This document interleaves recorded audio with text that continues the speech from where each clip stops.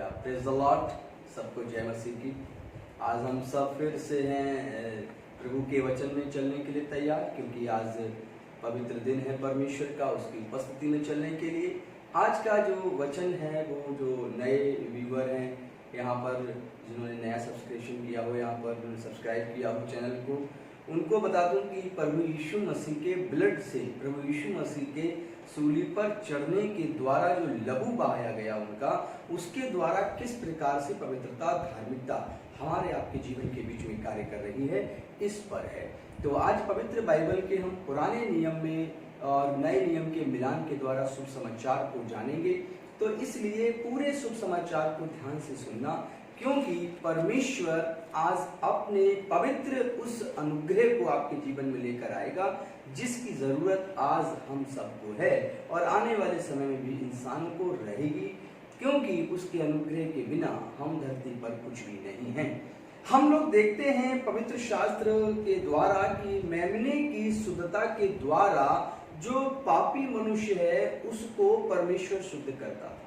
अर्थात जब पुराने नियम में हम लोग देखते हैं कि एक याजक ने कहा कि तू एक मेमना लेकर आ और उसको बलिदान किया जाए, तो उसके अंदर हम लोग देखते हैं पवित्र शास्त्र में, पुराने नियम में, कि मेमने को देखा जाता था कि वो शुद्ध होना चाहिए और उसमें किसी प्रकार की कोई भी शारीरिक रूप से त्रुटि नहीं होनी चाहिए। तो उसमें मेमने की शुद्धता ही उस पापी की शुद्धता का कारण ठहरता था। यानी कि उस पापी मनुष्य की जो अपनी पाप बलि लेकर आ रहा है, दोष बलि लेकर आ रहा है, उसकी जो पवित्रता है वो उस मेमने के ऊपर टिकी हुई है। यदि वो मेमना पवित्र है, मेमना शुद्ध है और सही रीति से लाया गया है, तो उसके शुद्धता के कारण ही उस व्यक्ति के जिसके दोष या पाप हैं वे दूर होते हैं। तो यहाँ पर बहुत ही महत्वपूर्ण है यह जानना कि मेमना जो है वो शुद्ध होना चाहिए, मेमना पवित्र होना चाहिए।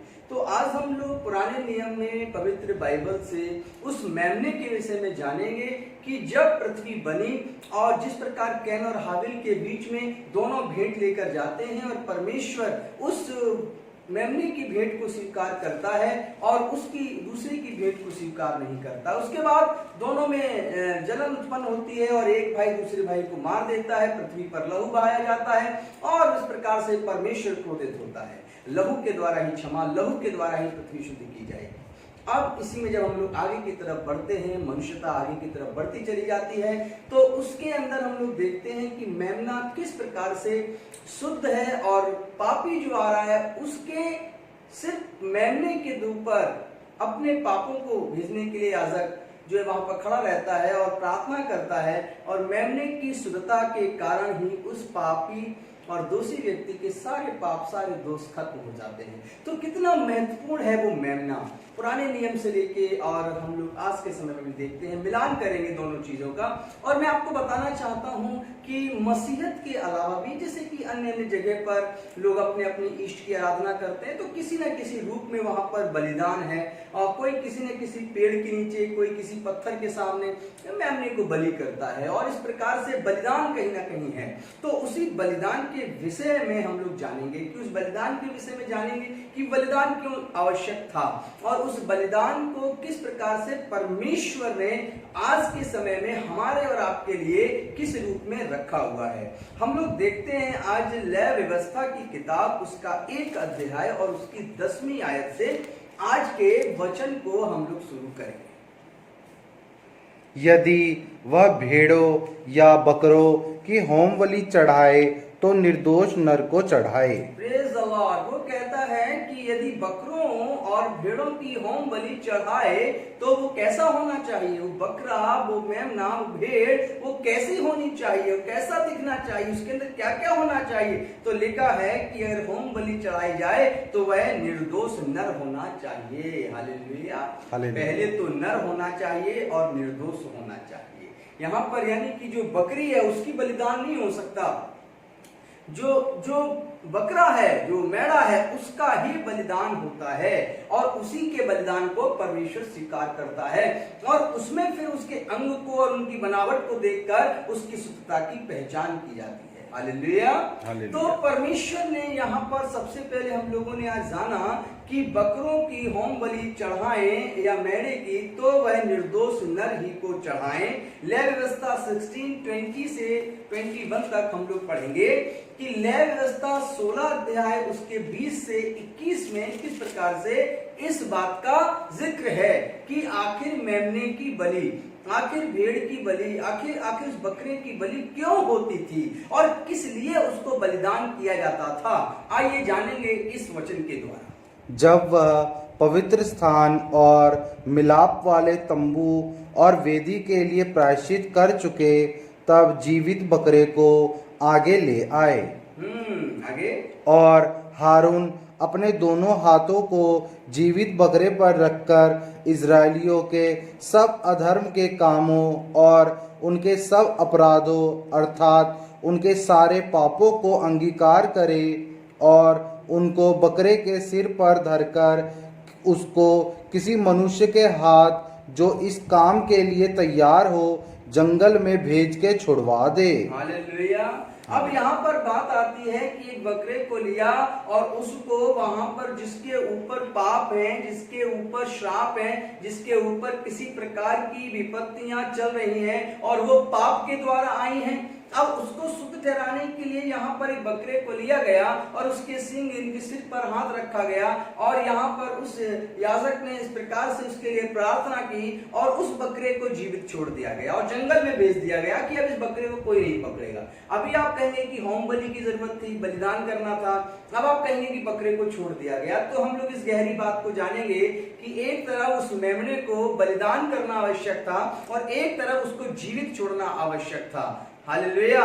जैसे कि हमने पिछले वीडियो में भी देखा है, आप अगर देख रहे होंगे तो आप उसमें जान सकते हैं कि मैंने बताया था कि किस प्रकार एक कोड़ी को शुद्ध करने के लिए कबूतरी के बच्चे, पांडुकी के बच्चे लिए और एक को जल के ऊपर, बहते हुए जल के ऊपर उसे टोकरी में बलिदान कर दिया और एक को उड़ा दिया, यानी कि ऊपर वह उड़ गया, एक जीवित चला गया, एक जीवित गया और एक मार दिया गया। तो यहाँ पर हम आपको यह बताना चाहते हैं कि बलिदान में एक का जीवित रहना और एक का मारा जाना ये भी एक आवश्यक है। लहू बहाया गया और एक का लहू छोड़ दिया गया और उसका जो लहू जो चल रहा है जंगल में वो उसके पापों और श्रापों को लेकर चल रहा है। हालेलुया। तो यहाँ पर लिखा है बकरों की होम बलि चढ़ाएं तो वह निर्दोष नर हो। और इसकी 21वीं आयत को हम लोग देखेंगे 21 को।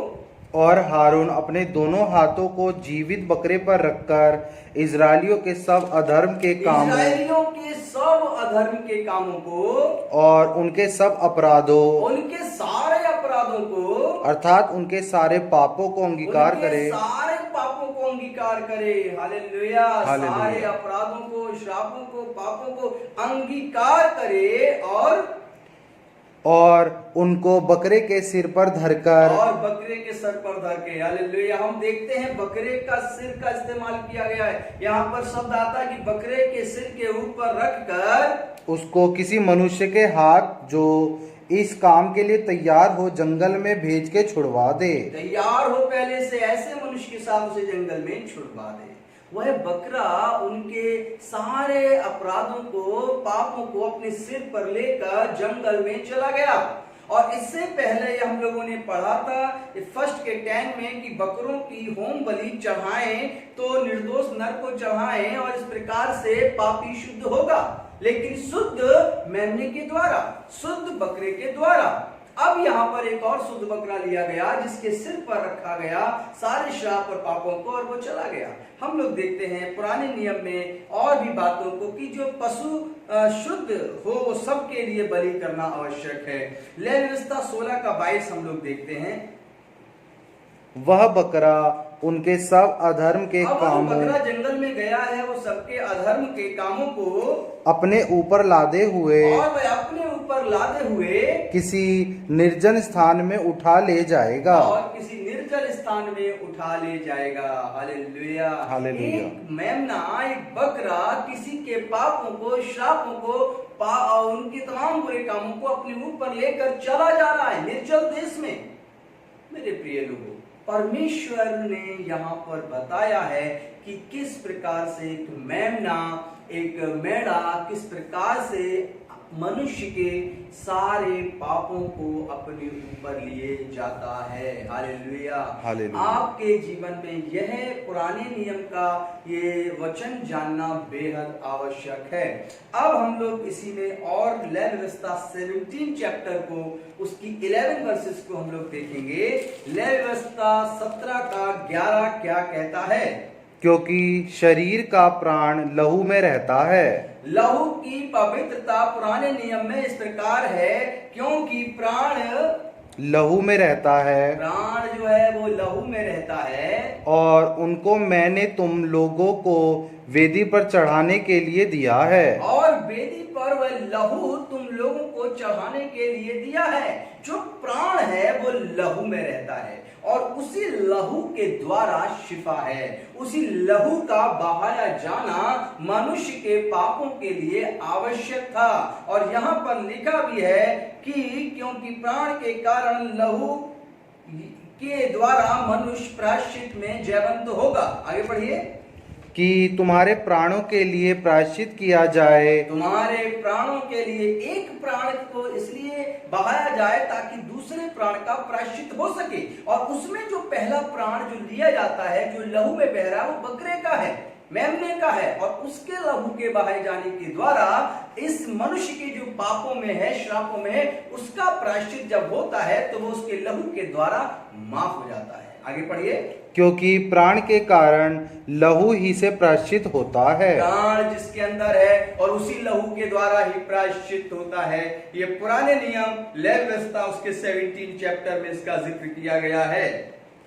हम देखते हैं और आप देखते हैं कि आप पुराने नियम में देखिए कि एक मेढ़ा बलि होता है तो एक बकरा छोड़ा जाता है। हालेलुया। एक का बलिदान तो दूसरा का जीवित रहना। एक पांडुकी को वहां पर कबूतरी को उस बहते हुए जल में काटना और दूसरे को उड़ाया जाना। कोड़ का शुद्ध होना तय होता है। इसी प्रकार से हम और आप देख रहे हैं जो एक का बलि और एक का जीवित होना। इसको हम और आगे ले चलेंगे। लेवी व्यवस्था 5 चैप्टर उसकी 16 वर्ष से और उसको देखेंगे किस प्रकार याजक जो है यहाँ पर कार्य करता है। और परमेश्वर का वचन आपको और गहराई की समझदारी में लेकर जाएगा। वचन आज आपसे बातें करेगा।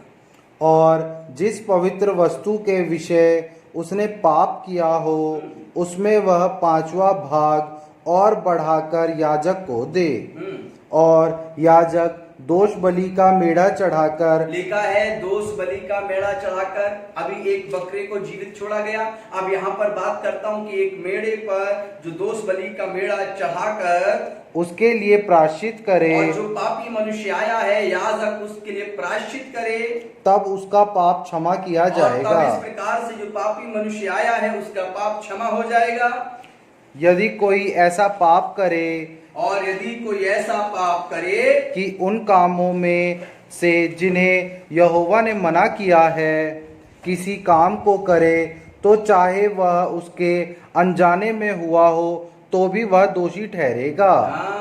चाहे जानबूझकर हो या अनजाने में हो, लेकिन वह दोषी ठहरता है और उसके लिए मेमने का बलिदान होना आवश्यक है। हालेलुया। हालेलुया। इस प्रकार हम लोग देखते हैं। आइए यशायाह की किताब उसके 43 चैप्टर में और वहां पर हम लोग देखते हैं कि यशायाह की किताब में पाप के प्रायश्चित के लिए मेमने का किस प्रकार से बलि की मांग करते हुए देखते हैं हम लोग यशायाह के समय में।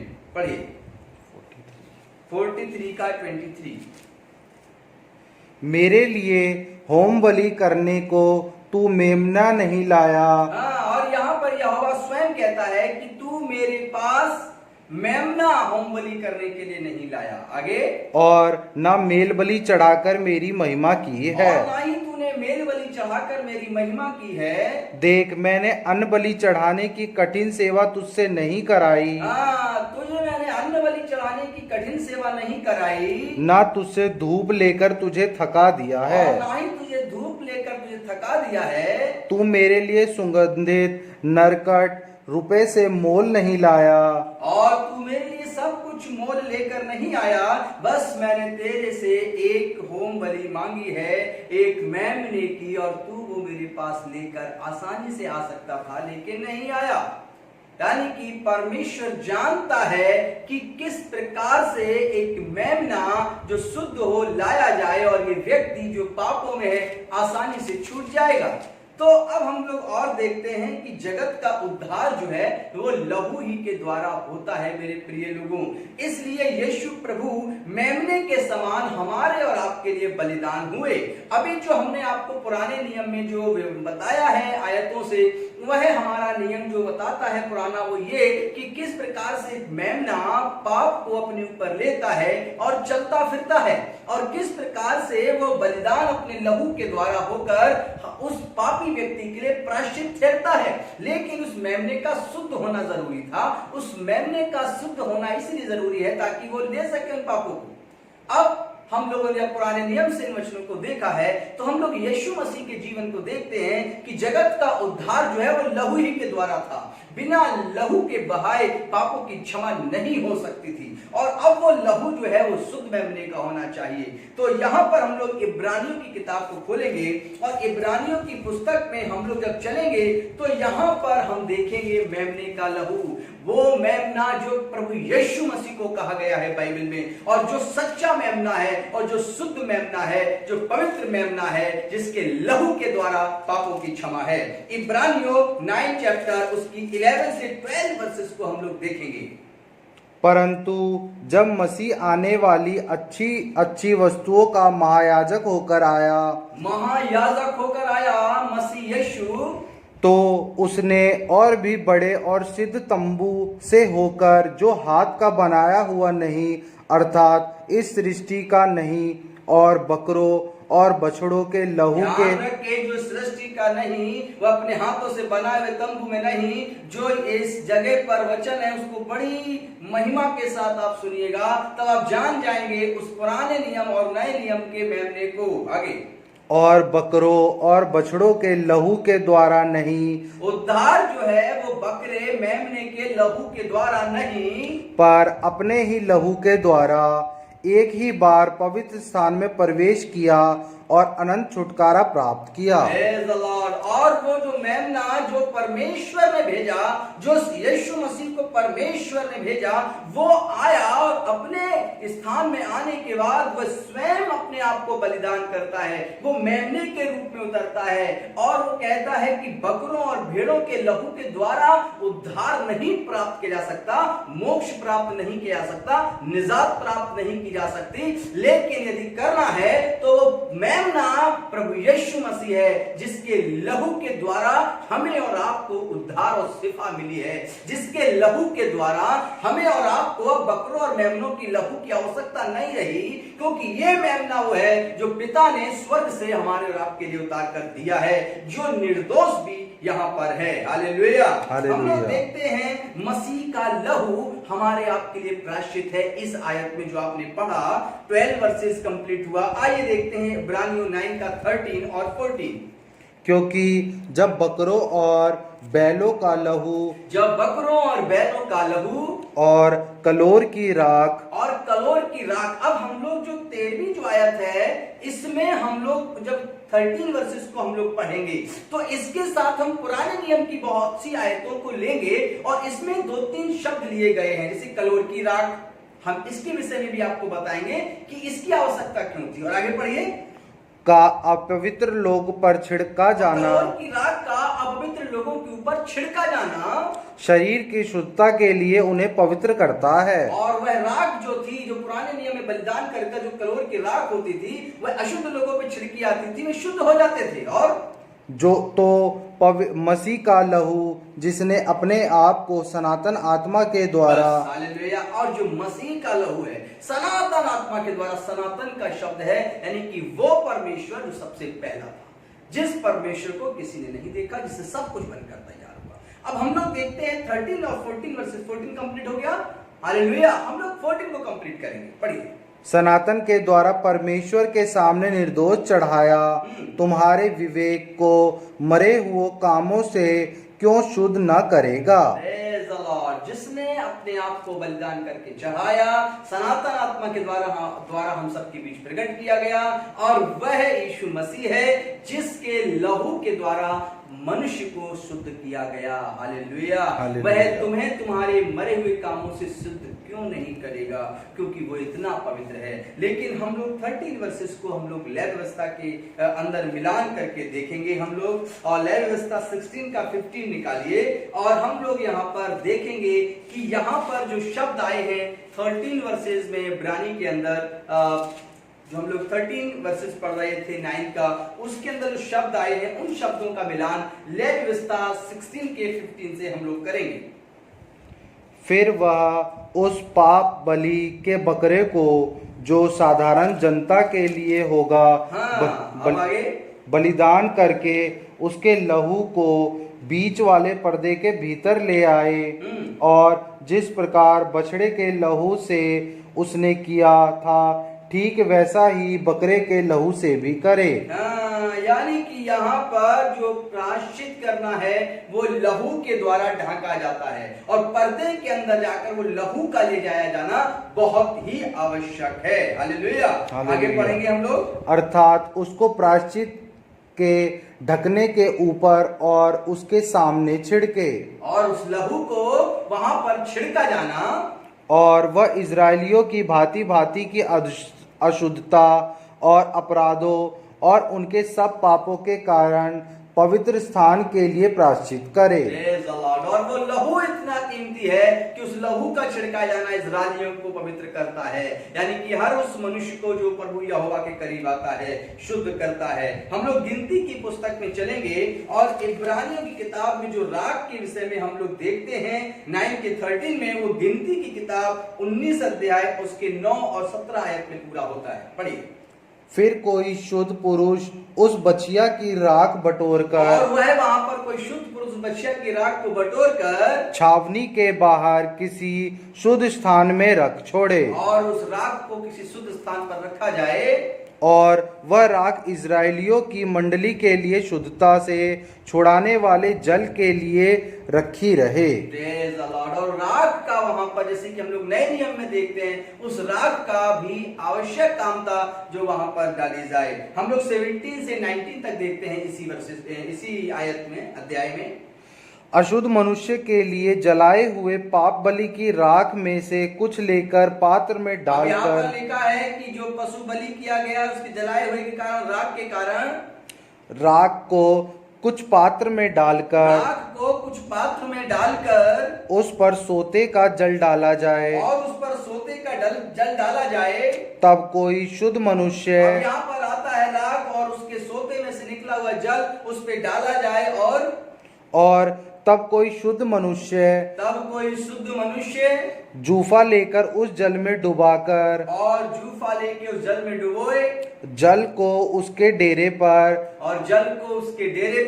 और जितने पात्र मनुष्य उसमें हैं उन पर छिड़के, और उन सब पर उसका छिड़काव हो। Hallelujah, hallelujah. और इस प्रकार वह शुद्ध ठहरेगा। हम लोग अब इसको 19 को कंप्लीट कर चुके हैं, तो हम लोग इसको जानेंगे कि किस प्रकार से परमेश्वर ने अगले वचन में कहा है। Hallelujah, hallelujah. आइए हम लोग देखते हैं इस वचन में कि शुद्धता के लिए बहुत सी बातें हैं जो यीशु मसीह के जीवन के द्वारा हम लोग समझ सकते हैं। Hallelujah, hallelujah, hallelujah, hallelujah. और अब हम लोग देखते हैं 9 का 14, इब्रानियों की किताब 9 का 14, और यहाँ पर तो यीशु मसीह का लहू जिसने अपने आप को सनातन आत्मा द्वारा परमेश्वर के सामने निर्दोष चढ़ाया।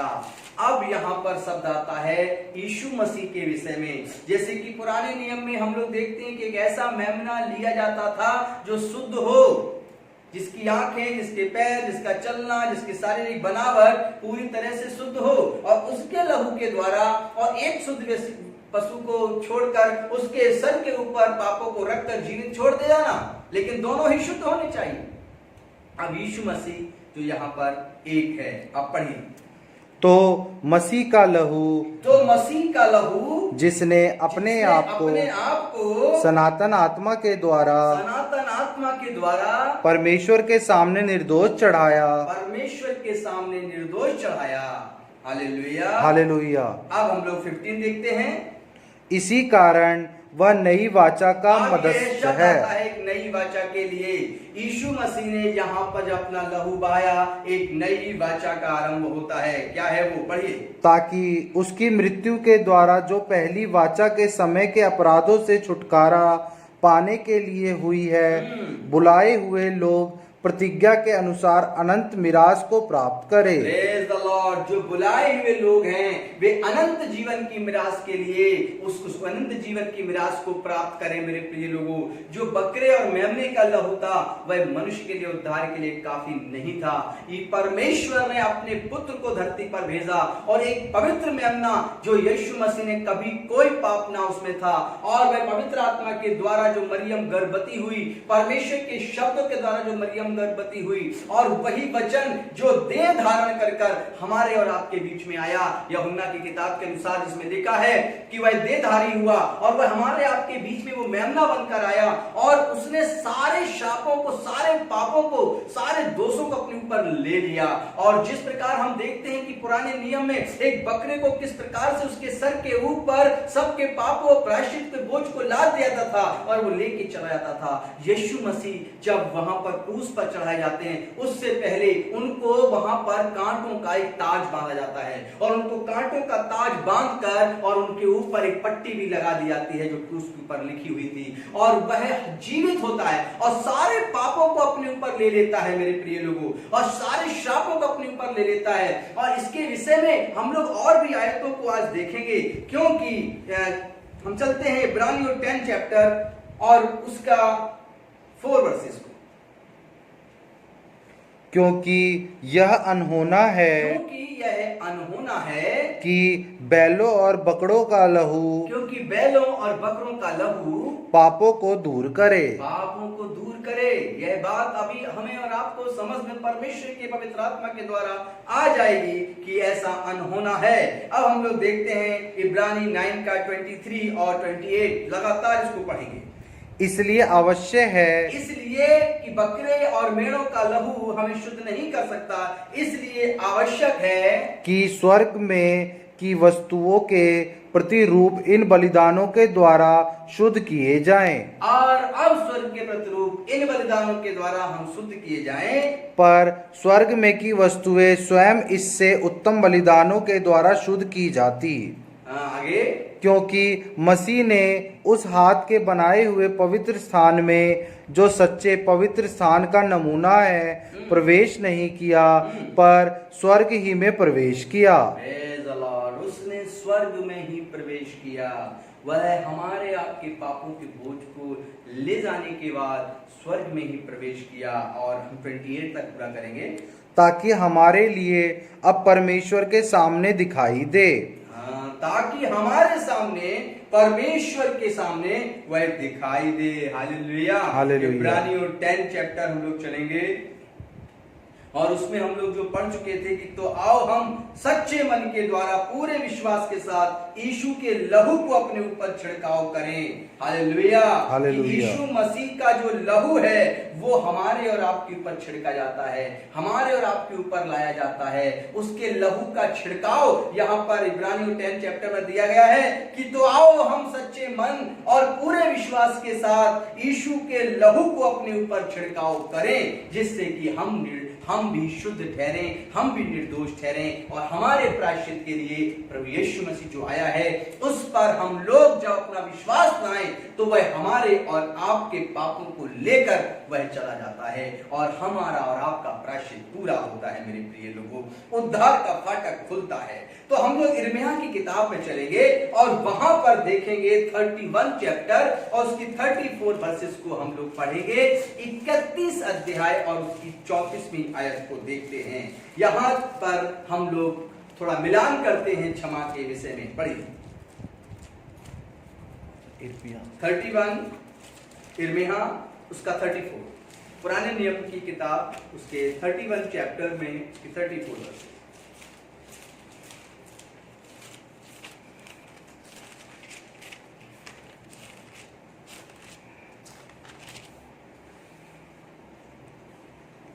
तब से 34, फिर तब उन्हें फिर एक दूसरे से यह कहना पड़ेगा कि यहोवा को जानो, क्योंकि यहोवा की यह वाणी है, छोटे से लेकर बड़े तक सब के सब मेरा ज्ञान रखेंगे, और सब का सब मेरे ज्ञान रखेंगे, क्योंकि मैं उनका अधर्म क्षमा करूंगा, और उनका पाप फिर स्मरण ना करूंगा। मैं फिर स्मरण ना करूंगा। Hallelujah, hallelujah. छोटे से लेके बड़े तक फिर यह जान लेंगे कि मैं उनके पापों को फिर स्मरण नहीं करूंगा। जब एक बार वो मेमने के ऊपर पाप लाद दिए जाते थे, वह चला जाता था जीवित होकर, और वह फिर ढूंढने से भी नहीं मिलता था, निर्जल दिन चला जाता था, और एक जो था मेढ़ा वो बलिदान हो जाता था, उससे दोबारा नहीं मिल सकता कोई। वह राख के रूप में या किसी और रूप में छिड़काव कर दिया गया और उसका लहू का छिड़काव हो गया। यहाँ पर भी हम लोग अगर आप देखते हैं कि यीशु मसीह कहते हैं कि अब तुम मुझे देखते हो और कुछ देर बाद तुम मुझे नहीं देखोगे। हालेलुया।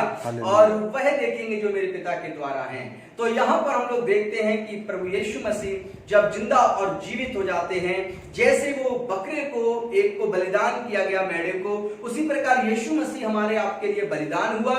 जब कलवरी के क्रूस पर उसको मार दिया गया और उसको जब वहां पे बलिदान कर दिया, उसके कांटों का ताज यानी हमारे आपके पाप का बोझ भी उस पर रख दिया गया, तो फिर उसके बाद जब यीशु मसीह जीवित हो जाते हैं तो जीवित होकर वह चले जाते हैं। फिर अब हम लोग यहाँ पर देखते हैं कि जब वो जीवित हो जाते हैं तो वो वाला पशु बन गए, यानी कि उस पशु की तरह है, पशु नहीं है वो, लेकिन हम आपको बता रहे हैं दोनों मिलान के समान कि जैसे एक बकरे को जीवित करके भेज दिया गया, जंगल में चला गया निर्जल देश में, वैसे ही जो मसीह है वो जीवित हुआ और जीवित होने के बाद हमारे आपके पापों श्रापों को लेकर वह चला गया। हालेलुया। तो वह एक ही मेमना है यीशु मसीह, लेकिन दो काम करता है।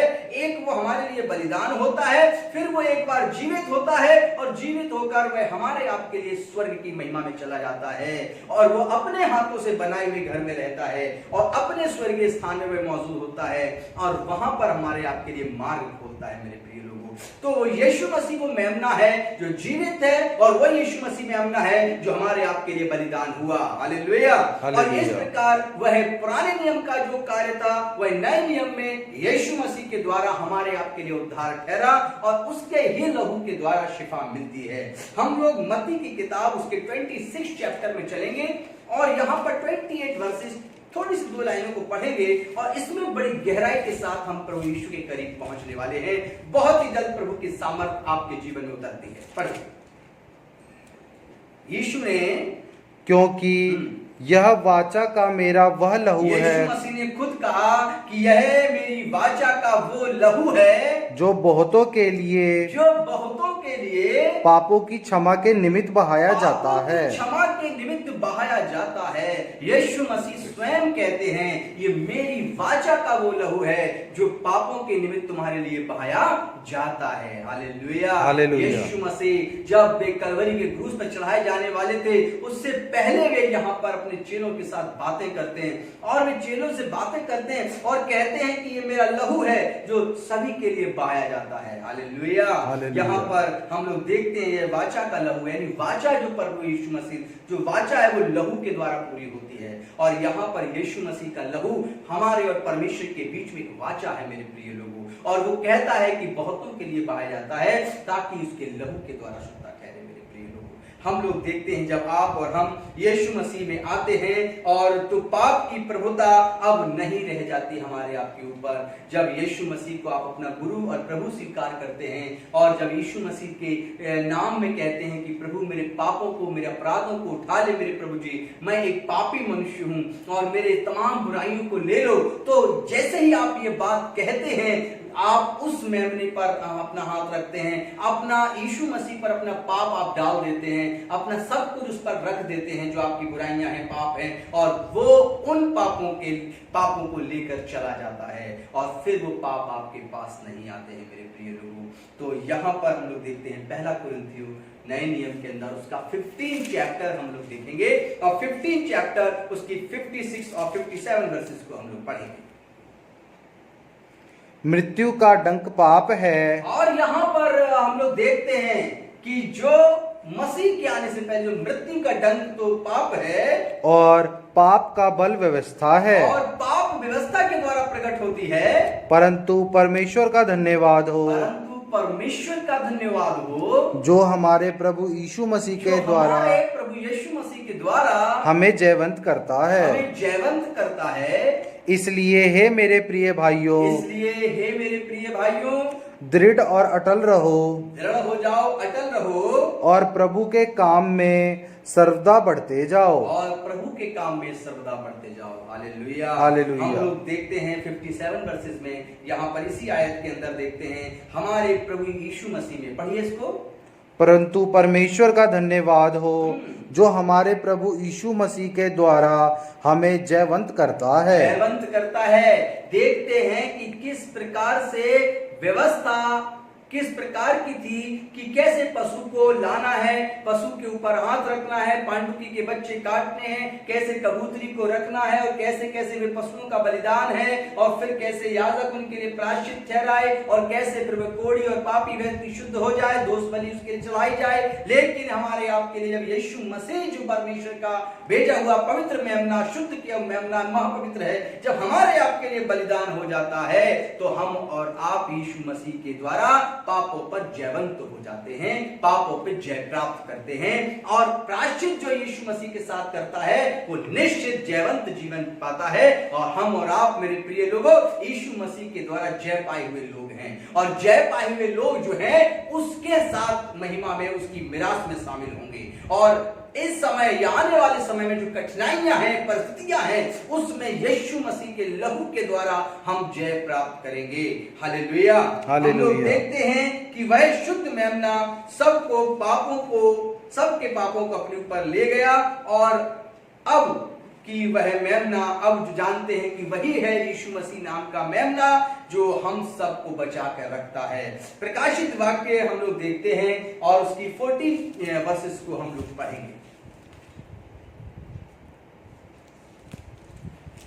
कि वो 14 वर्सेस प्रकाशित वाक्य उसकी पहली आयत को देखेंगे तो उसमें जो बताया गया है उसका यही जिक्र है कि यीशु मसीह हमारे आपके लिए ऐसा प्रायश्चित ठहरा कि वह अपने बचाए हुए लोगों को वह लेने आएगा। वो मेमना है जो जीवित होकर अब लेने आएगा। क्या लिखा है? फिर मैंने दृष्टि की, और देखो वह मेमना सिय्योन पहाड़ पर खड़ा है, और वह मेमना सिय्योन पहाड़ पर खड़ा है जो पापों को अपने ऊपर ले गया, जिसने हमारे आपके सारे शाप, सारे पापों, सारी बुराइयों को अपने ऊपर रख लिया, कलवरी के क्रूस पर अपने लहू को बहा दिया, और वह तीसरे दिन जिंदा होकर वह उस बकरे के समान जीवित होकर चला गया। लेकिन वह संसार में नहीं गया, वह पिता के पास गया, और जब वो पिता के पास चला गया तो यहाँ पर हम लोग उसे खड़ा हुआ देखते हैं। यहाँ पर लिखा है वह मेमना सिय्योन पहाड़ पर खड़ा है, मेमना सिय्योन पहाड़ पर खड़ा है, और उसके साथ 1,44,000 जन हैं। के साथ 1,44,000 जन हैं। Hallelujah, hallelujah. अब यहाँ पर देखते हैं कि ये वही मेमना है जो उस सिय्योन पर्वत पर खड़ा है। ये मेमना हमारे आपके तमाम पापों, शापों को लेकर चला गया है। अब कोई बलिदान की आवश्यकता नहीं है आपको, क्योंकि उसका यीशु का लहू जो है आपके लिए बलिदान है, और वही आपके ऊपर तमाम बातों को लेकर पूरी करता है। प्रकाशित वाक्य 1:7 हम लोग पढ़ेंगे। यहाँ पर हम लोग परमेश्वर के समस्त वचन को पूरा होता हुआ देखते हैं, और यहाँ पर क्या कहा गया है ध्यान से सुनिए।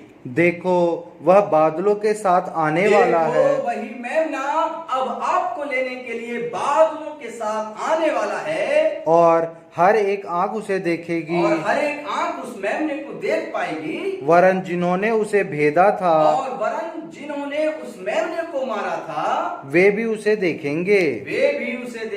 Hallelujah, praise the Lord. और उस मेमने को हर एक आंख देखेगी, और जिन्होंने उसे मारा था वे भी उसको बादलों के साथ साथ देखेंगे। मेरे प्रिय लोगों, हालेलुया, हालेलुया। प्रकाशित 1:8 और पढ़िए इसके साथ। प्रभु परमेश्वर जो है, जो था और जो आने वाला है, परमेश्वर जो है, जो था और जो आने वाला है, जो सर्वशक्तिमान है, यह कहता है, वो यह कहता है, मैं ही अल्फा और ओमेगा हूँ, मैं ही अल्फा और ओमेगा हूँ, मैं ही आदि और अंत हूँ। Hallelujah, hallelujah.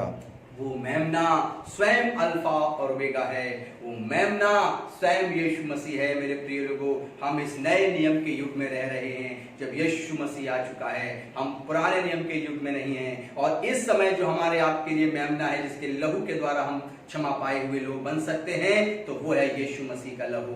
यीशु मसीह के ऊपर आप अपनी तमाम बातों को कैसे रख सकते हैं? जब आप उसके साथ प्रार्थना करेंगे, जब आप अपने घर में घुटने टेक कर आज अभी इसी समय आप कहेंगे, हे प्रभु यीशु, मैं अपने तमाम पापों को जो जाने जाने में हुए हैं, तमाम अपने हृदय के अंदर चलने वाले उन पाप की बुराइयों को मैं आपके हाथों में सौंपता हूं, आपके पीठ पर लाता हूं प्रभु जी, और आप मुझे छुटकारा दीजिए। आपके लहू में ही मैं जीत सकता हूं और जीतूंगा, क्योंकि हम वो लोग हैं प्रभु यीशु मसीह जो आपके ऊपर अपने पाप रखते हैं। और आपने कहा है कि मेरा लहू बहुतों के पापों की क्षमा के लिए बहाया जाता है। हालेलुया मेरे प्रभु जी, मेरे अपराधों को उठा लीजिए और मुझे शुद्ध पवित्र मन और विवेक दे दीजिए। ऐसे करके जब आप प्रार्थना करेंगे, आमीन कहेंगे, वह आपके तमाम पापों को लेकर चला जाएगा। आपके हृदय में गहरी शांति उत्पन्न हो जाएगी और आप पूरी शांति से भर जाएंगे। और वो मेमना वह सिय्योन पर्वत पर खड़ा है और आपको निहार रहा है। और इस युग में वो फिर से आने वाला है। कुछ ही दिन, कुछ ही वर्ष होंगे जिसमें यीशु मसीह का फिर से आना होगा।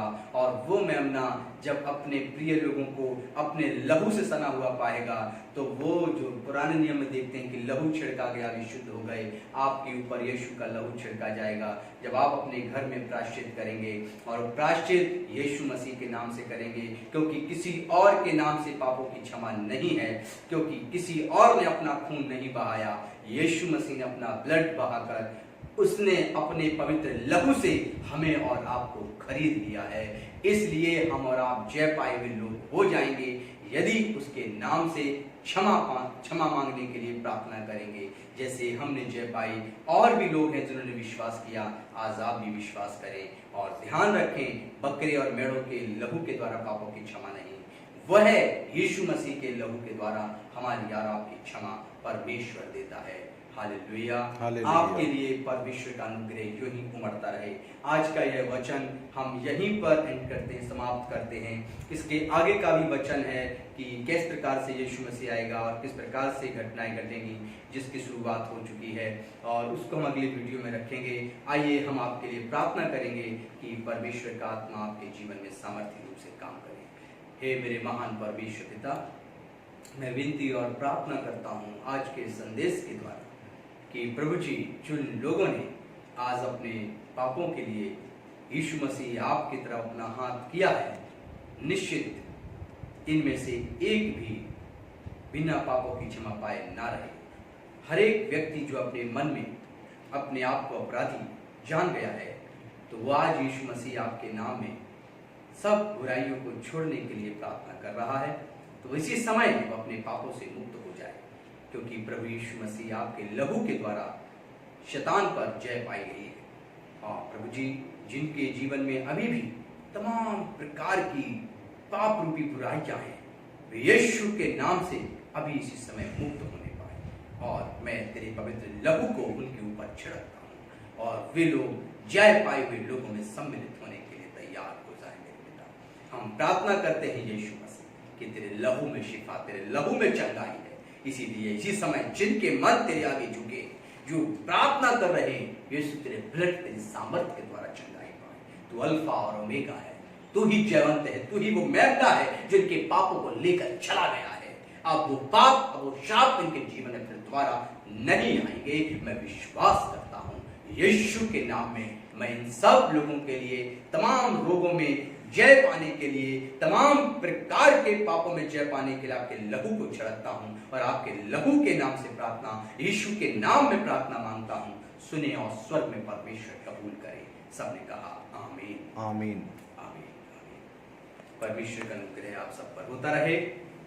इस प्रकाशित जीवन प्रार्थना भवन के इस चैनल को सब्सक्राइब करें, शेयर करें, ताकि और भी लोगों तक यह परमेश्वर का पवित्र वचन पहुंच सके। God bless you. प्रभु आपको आशीष दे।